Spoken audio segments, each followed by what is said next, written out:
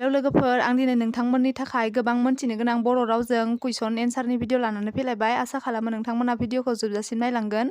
से नाम्बार सोंनायाव दं आसामनि बयनिख्रुइबो फिसासिन सहरा बबे?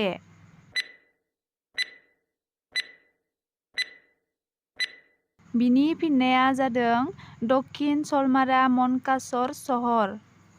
2 नाम्बार सोंनायाव दं आसामाव गिबिसिन कलेजनि मुङा मा?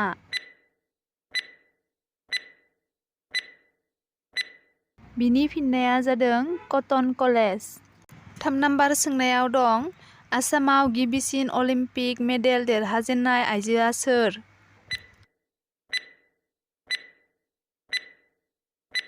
बिनि फिननाया जादों लाभलिना बरग'हाइ। 4 नाम्बार सोंनायाव दं आसामनि गिबिसिन गिबि मन्थ्रिया सोरमोन? बिनि फिननाया जादों सैयद महम्मद सादुल्ला। 5 नाम्बार सोंनायाव दं आसामाव हाथाइ फाहामग्रा कलेजआ बबेयाव दं?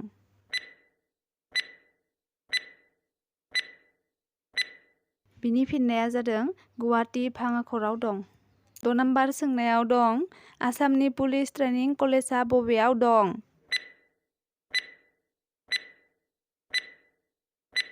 बिनि फिननाया जादों दरगावआव दं। 7 नाम्बार सोंनायाव दं भारतनि मादाव देरसिन नोगोरनि मुङा मा?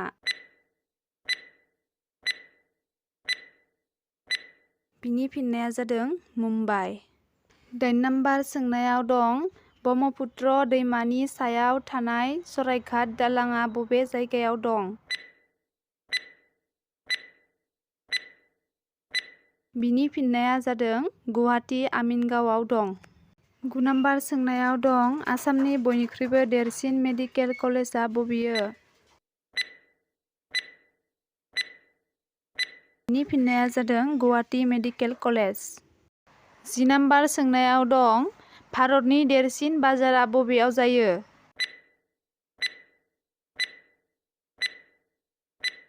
बिनि फिननाया जादों सदर बाजाराव जायो।